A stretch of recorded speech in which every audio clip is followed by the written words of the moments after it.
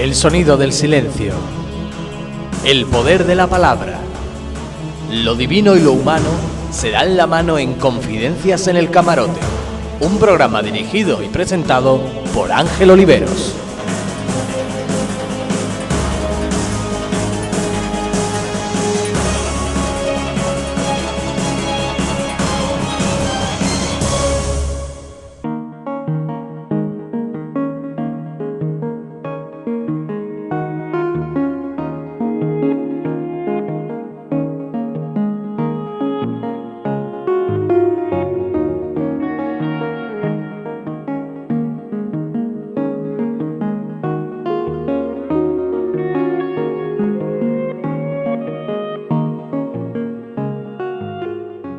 Queridas amigas y amigos, como siempre hoy tenemos un programa interesante y es muy interesante porque, por lo menos para mí personalmente, porque son recuerdos muy interesantes con la persona que hoy tenemos en el programa.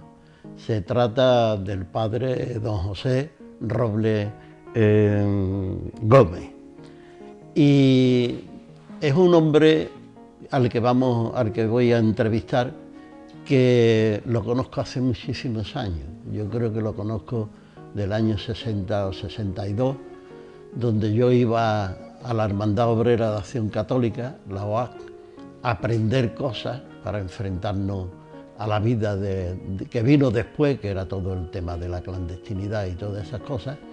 Y entonces él era ya sacerdote, muy joven, pero era sacerdote, y era además el conciliario de la Hermandad Obrera de Acción Católica.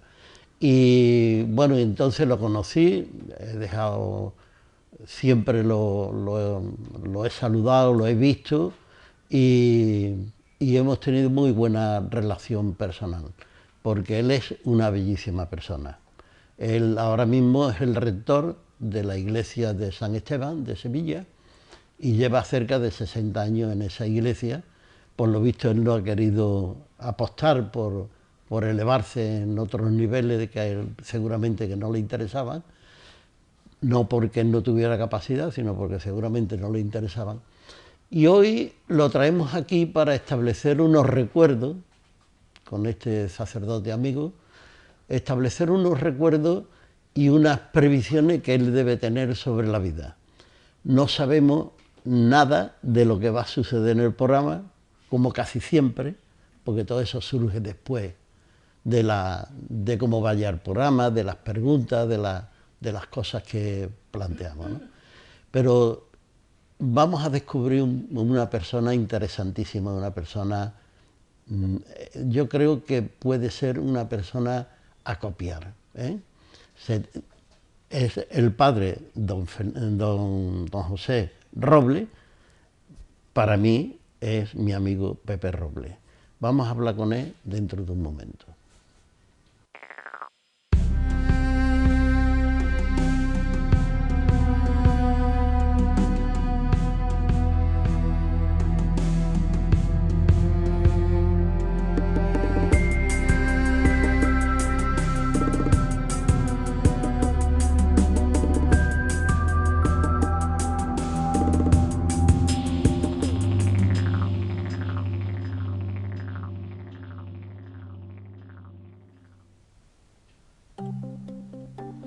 Bien, pues ya estamos en Confidencia en el Camarote y tengo que recordarle que estamos hoy con el sacerdote, rector de la iglesia de San Esteban de Sevilla, Pepe Robles, o don José Robles Gómez. Encantado de que estés aquí con nosotros, Pepe. Igualmente, muchas gracias.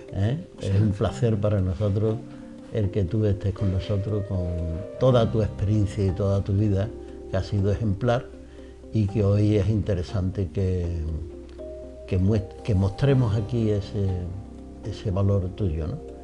Y bueno, antes que nada vamos a saludar a nuestros amigos y nuestras amigas que están en el plató, desearles que tengan un buen programa, porque siempre venimos lo mismo a aprender. Aquí solemos aprender y enseñar lo que podamos para que después la sociedad pues tenga más valores para construir su vida. Bueno, pues Pepe, ¿por dónde empezamos?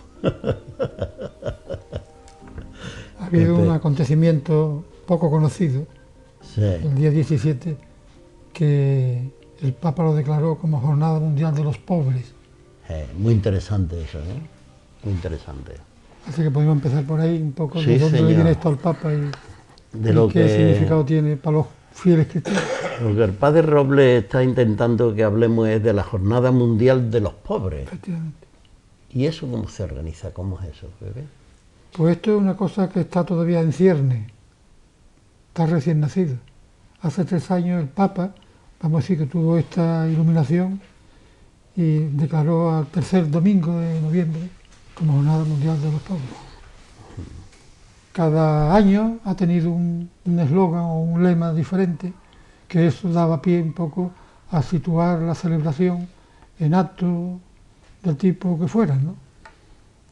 Por ejemplo, en San Esteban, lo único que he podido ver fue el sermón del cura, un servidor de ustedes, alusivo a este tema, y en perspectiva, a partir de ahí, una colecta que queremos hacer que dure todo el mes de diciembre, desde el día de la Jornada Mundial de los Pobres hasta el día de San Esteban, que es el titular de la Iglesia, y un santo cualificado precisamente por el carácter limosnero que tuvo en la Iglesia.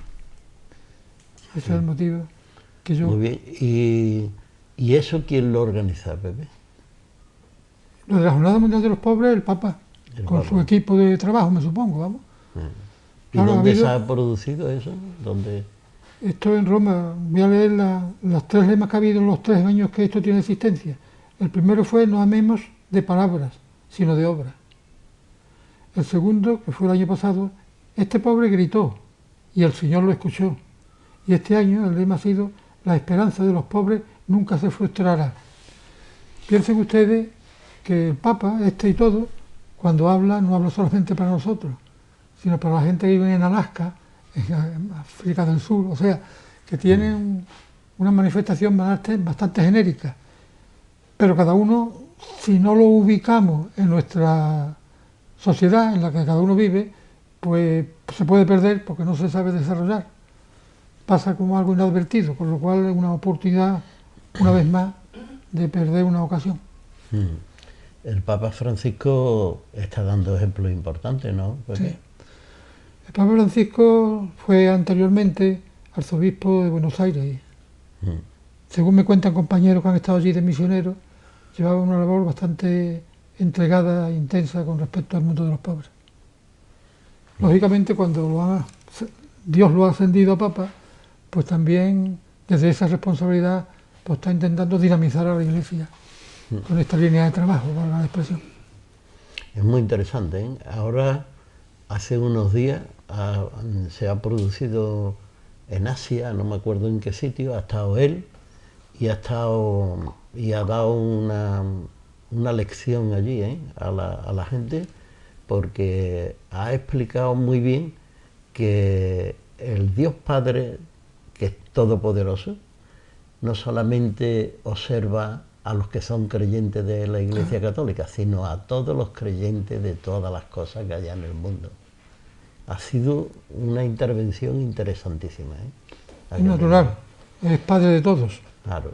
Un padre que tiene hijos, y tiene uno que es muy listo y otro que es disminuido psíquico, a los dos los atiende en sus necesidades.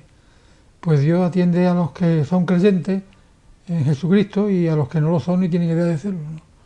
También. Jesucristo eso lo propuso con un ejemplo muy...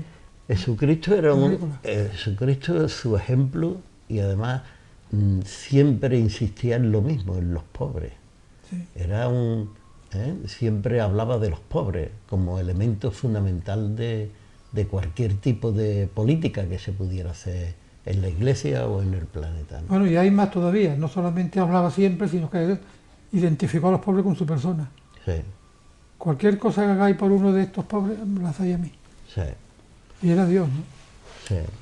O sea que el pobre, hay un autor que lo he perdido, no sé quién es, que dice que el pobre es un misterio de la humanidad.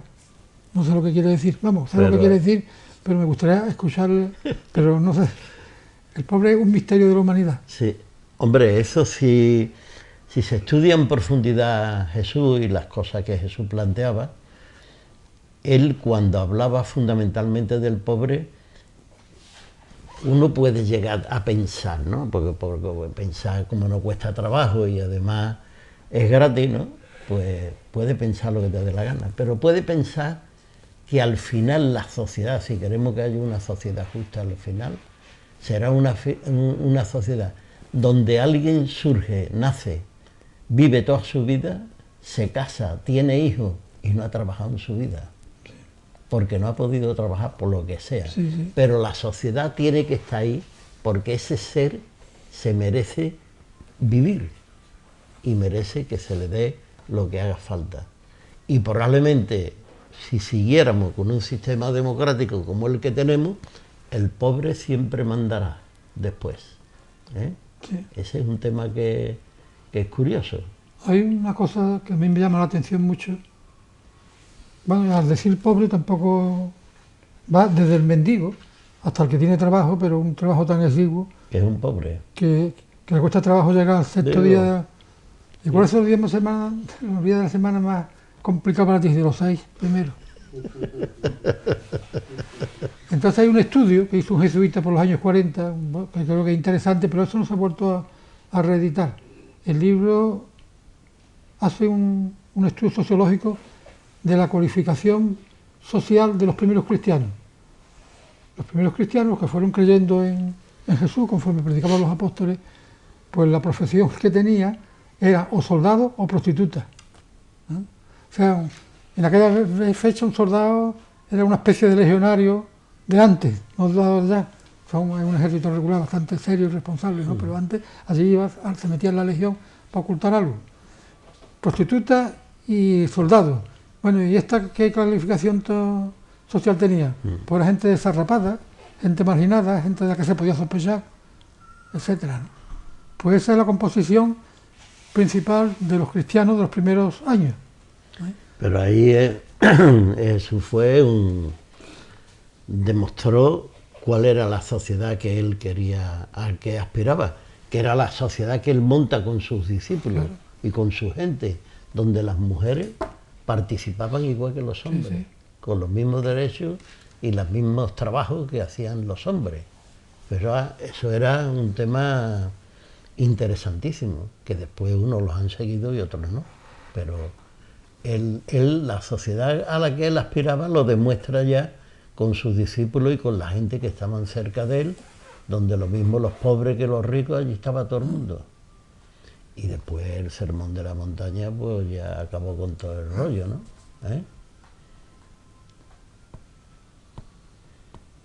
Estaba acordando, si al principio de la Iglesia la cualificación social más importante numéricamente que había en la Iglesia eran prostitutas y soldados, ¿cuándo aparece la burguesía?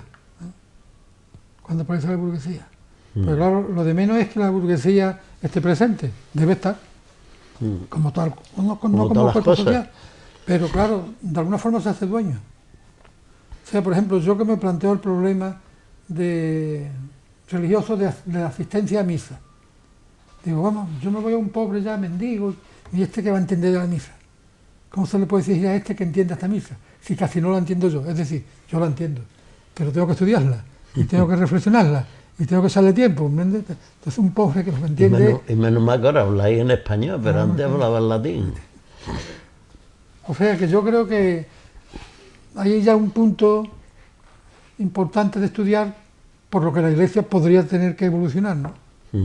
Ahí los misioneros han enseñado mucho en ese tema, porque aquí teníamos un misionero, yo no sé si tú lo conociste o no, Fernando Lora, sí, ¿no?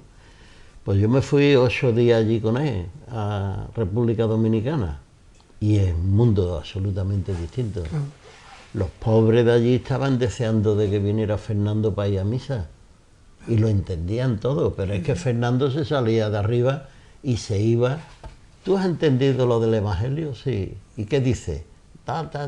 Muy bien, pero observa, también no sé qué, no sé cuánto. Y eso a la gente le gustaba, porque la gente participaba ahí de la misa perfectamente. Y bueno, y yo he conocido a algunos que son misioneros, que han sido misioneros y ya no están en ninguna parte, y cuando hacen una misa intentan conectar con la gente también. Eso lo hacen. Todo el son mundo no puede tener costumbres. creatividad, pero vamos, Claro, hay que hacer un claro. esfuerzo. Claro, claro, claro. Así Lo mismo es. que preparan unas oposiciones, ¿no? Así es, sí. Pepe, qué tiempos aquellos más interesantes, ¿verdad? De los años 60 y los años 70, Sí. donde no había libertad y donde tú recuerdas que nosotros teníamos que los trabajadores manifestarnos en el Palacio de Spa y meternos dentro y cosas de esas, que eso era diariamente, ¿no? Realmente, sí, eso. Todos los días había un susto. Se levantaba uno por la mañana diciendo, a ver qué va a pasar hoy. Era curioso eso. Pero había muchos sacerdotes con nosotros en la clandestinidad, Sí. luchando, gente que se jugaron el tipo, muchos de ellos, se jugaron el tipo. El padre Gonzalo Ruiz Carnal. Y tú sabes que en la OA, donde tú estuviste, en la OA, allí fue aquello un germen de líderes, Sí. fue un germen de líderes la OA. Yo recuerdo muchísima gente que estuvieron en la Hermandad Obrera Acción Católica preparándose y después fueron líderes de la lucha sindical en muchos sitios. Esa gente de esa eran líderes en sus empresas, Hispano Aviación, Construcción Aeronáutica, La Renfe, ¿no? La Renfe. la Renfe, la fábrica de contadores, estaban los pajaritos, que yo creo ya que no está allí. Sí, O sea, allí sí, hay sí. auténticos líderes obreros que pasaron por la OA o se suscitaron en la OA descubriendo Sí. ese frente, ¿no? Pasamos por allí. Sí, bastante. Pasamos por allí. Bueno, Pepe, una cosa que se me puede ocurrir de preguntar, ¿no, Pepe? ¿Cuántos años llevas tú en la iglesia de San Esteban? 49. 49 años. ¿Y tú no has aspirado a ser obispo ni nada de eso, no? Me parece que he comprado la iglesia que es mía. Entro allí con una familiaridad. Y la gente te conocerá, todo el mundo Sí, allí. lo que pasa, claro, que yo no es parroquia. Entonces, mi atribución como sacerdote es decir misa y confesar, acabó. De puerta para afuera no hacer nada, porque claro, pisaría el terreno de la parroquia. Entre eso y que no he tenido mucho tiempo, pues allí ahora intento formar un grupito, vamos a ver si me sale. Allí hay gente que son asiduas, porque el horario de la misa, bueno, antes, hasta hace un año, era a las 8 de la mañana. Entonces los que iban para el trabajo iban allí, venían desayunados de su casa, escuchaban misa y se iban al trabajo, entraban a las 9, ¿no? Por ejemplo, gente de los comercios. Ahora está a las 10 de la mañana, por incidencia que no vienen al caso. También va la gente, las mujeres que dejan a los niños ya en los colegios y antes de ir al plaza se pasan por allí. Ese tipo de personas asiduas y voluntariosas, con ellas se puede hacer algo. Estoy pensando a ver si le doy algún horizonte. Seguro que se te ocurrirá algo. Vamos a ver, te lo Seguro contaré el año que viene. Seguro que se te ocurrirá algo.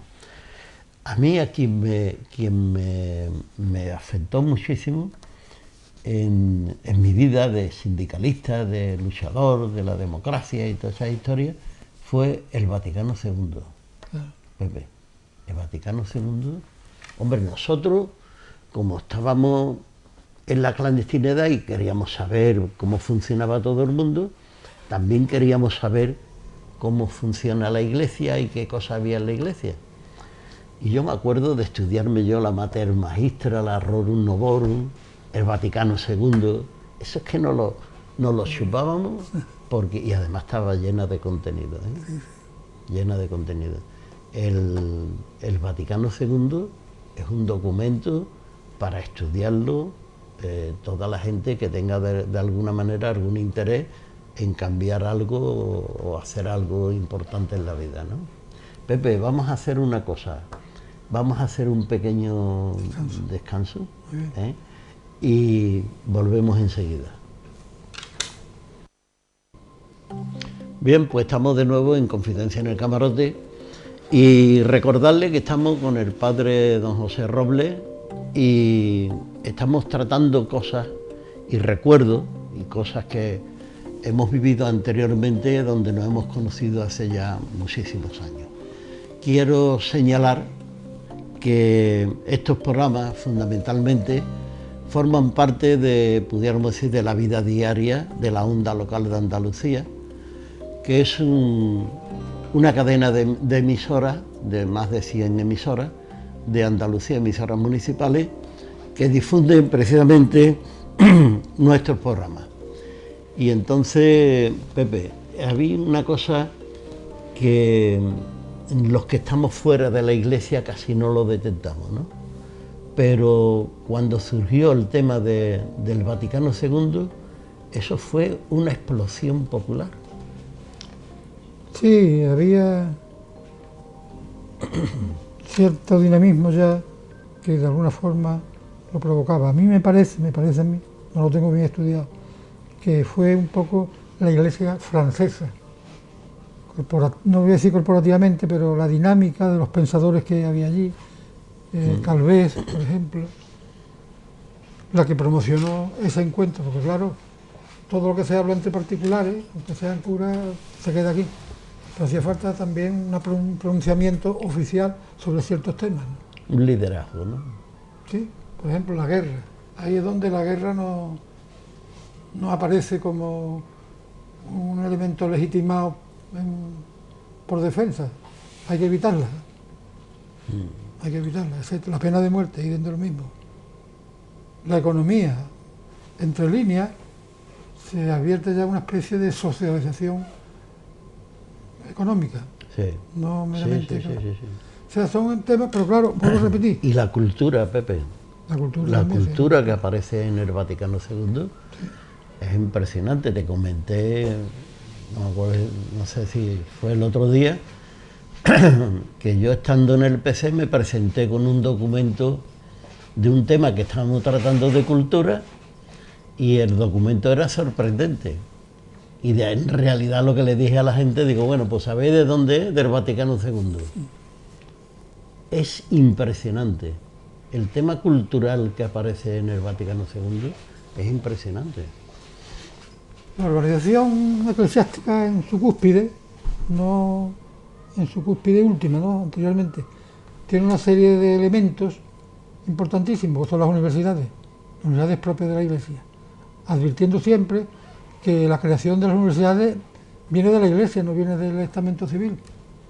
O sea, la gente estaba guerreando en aquella fecha, del siglo XI, y entonces la Iglesia inventa las universidades, no lo que hay ahora, ¿no? Las universidades tienen como misión, si hay catedrático que me corrija, investigar y producir avance en la ciencia, tanto la ciencia positiva como la literaria, ¿no? Pues eso es producto de la Iglesia. Estaba yo intentando recordar una cosa que leí hace algún tiempo de Salomón, y Salomón decía algo que está relacionado con, que yo lo puedo relacionar con el Vaticano II, ¿no? Que decía de alguna manera, cultiva tu sabiduría porque ella te llevará a tu auténtica libertad. Curioso eso, ¿eh? O sea, la sabiduría, la experiencia, el estudio ha tenido siempre en la Iglesia rango prioritario, ¿no? Bueno. Ya en el siglo II de su existencia había escritores que se dedicaban a escribir y a desarrollar el Evangelio desde un punto de vista más bien conceptual, Tertuliano, etc. O sea que en eso la Iglesia y las universidades, por repetir, en el siglo XIII son creaciones de la Iglesia. Y hay muchos siglos que la Iglesia ha tenido el poder de la creación, ¿eh? En España hasta el siglo XIX. De la creación, ¿eh? Y la Iglesia ha dado personajes maravillosos, muchísimos personajes maravillosos. Eso que se dice que la Iglesia es enemiga de la ciencia no es verdad. En el siglo XIX, contra el liberalismo a ultranza, fue donde la Iglesia protestó, llamó la atención, se desinteresó, pero era con respecto a un fenómeno circunstancial, no realmente con lo que significa estudiar y saber y ampliar. O sea, los hermanos de San Juan de Dios, los hermanos de la escuela cristiana, esos nacen para darle formación a los niños pobres, puesto que la burguesía tenía como propio lo de la enseñanza de los pobres, que se sabían como pudieran, que aprendieran a escribir en la pared, no de su casa. Los pobres cuanto menos mejor. Los jesuitas nacen también para la clase pobre. Después no sé si se ha diversificado y atiende a todas las clases sociales, aunque no tengo yo conocimiento ni he penetrado en ese fenómeno. Los jesuitas son muy importantes, nacen para la clase pobre, en cuanto a enseñanza. Sí. O sea, los escolapios dicen de lo mismo. Que después el mecanismo del tiempo, bueno, ya es otra cuestión. Yo creo que lo que me interesa destacar cómo la Iglesia nunca ha puesto objeción a la enseñanza ni a saber. Es lo mismo que llegar a los sitios donde España, de alguna manera, había conquistado una serie de territorios que después fueron países, por lo menos en Sudamérica y tal, y allí llegó la Iglesia primero con sus jesuitas y con sus tal. Todos los diccionarios indígenas que hay lo hicieron los curas. Claro. Los diccionarios originales de... Claro. Eso fue una historia construida por quien tenía el poder, y en ese momento el poder lo tenía la Iglesia, ¿sí?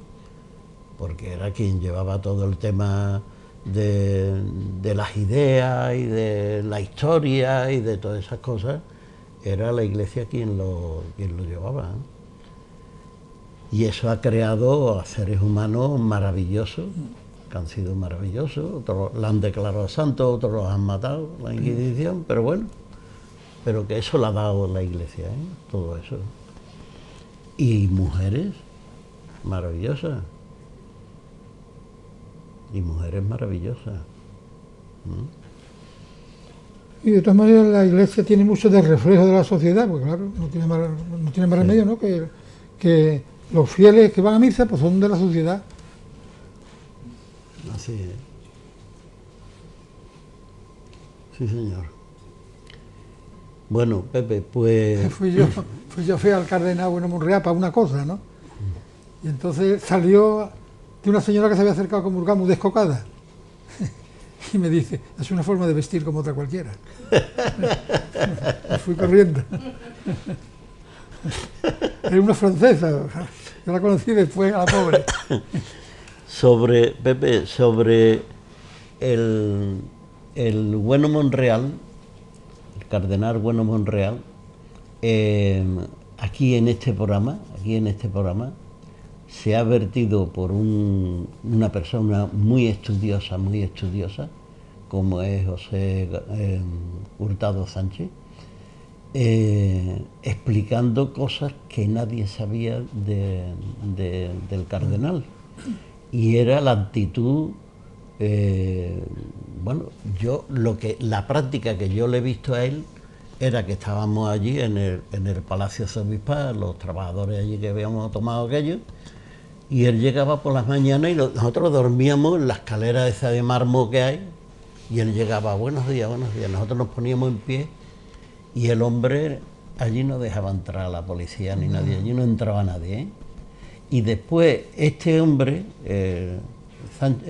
Hurtado Sánchez, en sus estudios descubre que en el momento que íbamos allí, o iban nuestras mujeres porque nos habían metido en la cárcel o algo de eso, inmediatamente llamaba a Lutrera Molina, ¿eh?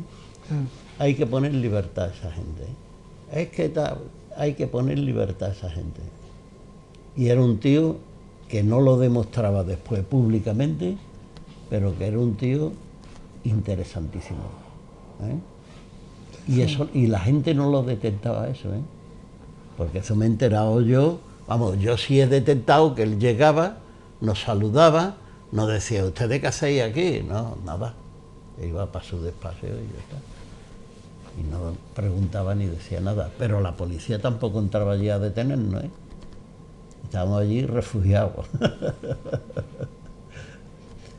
Eso, en fin, eso es lo que ha sido nuestra historia, que tú la has vivido muy intensamente, porque tú has sido sacerdote en esos tiempos difíciles de los años 60, 70, 80. Y últimamente no sé si es dificultoso el ser sacerdote o no, Pepe. Hombre, eso es muy subjetivo. Yo calculo, porque tampoco yo hablo mucho con los compañeros de este asunto, yo no hablo nada. Cada uno tiene su psicología, su punto de origen, su formación. Yo recuerdo que cuando estábamos en el seminario era una entidad muy cerrada. Allí salíamos de paseo los jueves por la tarde y los domingos por la tarde, se acabó después todo encerrado. Y de vacaciones en verano 20 días. Nos mandaban después a un seminario de verano. En nuestras casas 20 días nada más. Pues se quedaron una especie de grupo de estudio y uno era precisamente de Pastoral Obrera. O sea, teníamos que respirar, porque la biología es así. Allí encerrados una serie de chavales todos de entre 15, 16 y 22 años, y de alguna forma encontramos una solución práctica y ortodoxa, vamos, que no nos llama la atención. Eso es una vida muy difícil, ¿eh? Es difícil. ¿Sí? O sea, estás encerrado, yo estuve encerrado 13 años, vamos, 13 años con las vacaciones, fuera. Eso es demasiado, ¿eh? O sea, que yo entré pequeñito y salí ya su nombre de eso. Pero eso es un sacrificio grandísimo, ¿eh? Sí, pero vamos que una vez había un señor de campo bravillo, vamos. ¿Y usted cómo no se casan? Me dije, no, que nosotros tal y cual. No, pero eso no puede ser, el cura se tiene que casar también. Sí, vale, usted razón. Y entonces me alude a que cómo puede un hombre vivir sin estar casado. Digo, yo me lo soluciono de otra forma. Y dice, bueno. Dios mío, ¿qué ha entendido este hombre? Yo quería hablar de la vida espiritual, pero claro, ya cuando digo una frase, el otro cogió bueno. El otro cogió el camino que le interesó. Por donde, que yo no se lo pregunté más, ni quise hablar, porque digo, mira ya lo que va a entender este hombre. Pepe, vamos a hacer un pequeño paréntesis en el programa, sí, muy bien. Pero volvemos enseguida, ¿eh? Bien, pues estamos de nuevo en Confidencias en el Camarote y tengo que recordarle que estamos con el sacerdote rector de la iglesia de San Esteban, don José Robles Gómez.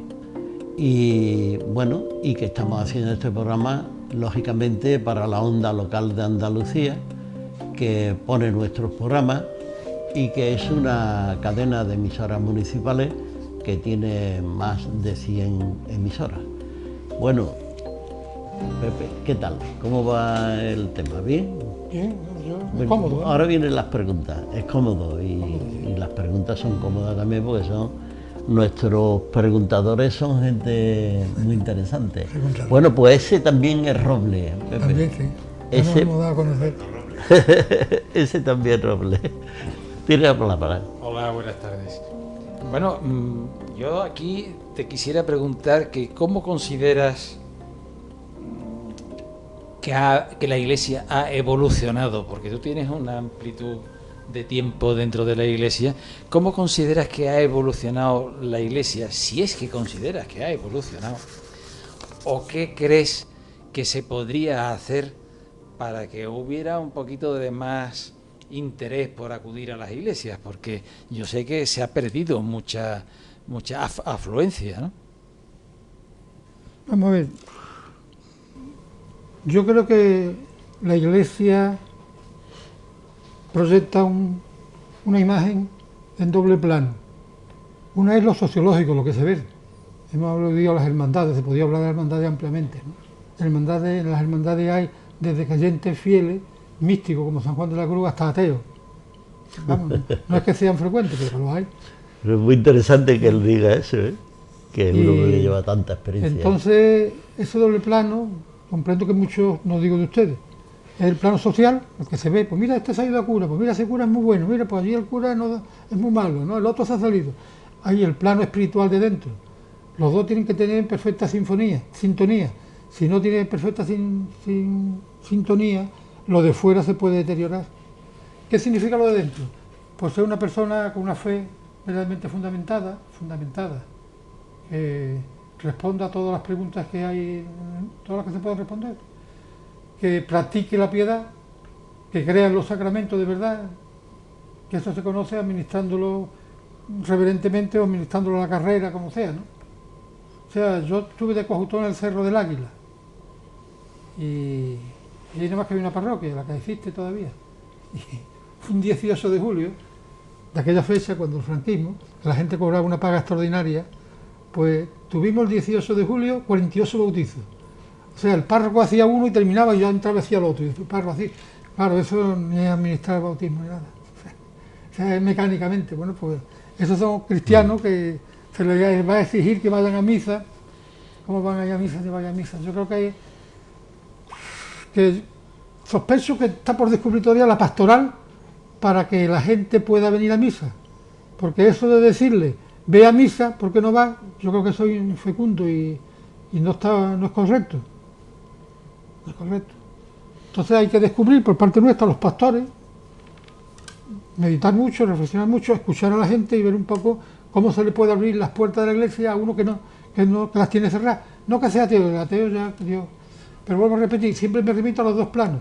Dios mío, esto es lo que tú quieras. ¿Qué vamos a hacer? O sea, yo hago lo que puedo, hago lo que sé, de lo que sé, hago lo que puedo. Pero la otra parte la tiene que poner Dios. O sea que eso es así, yo me lo creo. Entonces así obro. Y si la gente no viene a misa, pues nada, pues no, ¿qué voy a hacer yo? No es por culpa mía. Si es por culpa mía, que me lo diga Dios. Muy bien. Eso es muy difícil. Muy bien, muy bien. Pero muy bien, Pepe, muy bien. Yo encadenando esto que ha dicho de Dios, ¿no? Creo que a lo mejor cuando explicara su vocación, por ejemplo, don José, cómo entró su vocación, porque yo creo que la Iglesia necesita de personas que abran su corazón también personal a que va a misa, ¿no? Yo estudiaba en un colegio de curas y teníamos misa muy a menudo. Ahora reconozco que no voy a misa cuando no hay más remedio, pero sí creo que debería haber un acercamiento, como lo está viendo, porque la Iglesia se está modernizando mucho, pero que quizás también el que nos cuente usted en este caso cómo le llegó su vocación, porque hay personas que no entienden cómo viene esta vocación, ¿no? Vamos, yo creo que mi vocación, aunque parezca pretencioso, es porque Dios quiso, me voy a explicar. O sea, yo vivía en una casa donde había 3 familias, vecinos, ninguno iba a misa ni cosa que se le pareciera.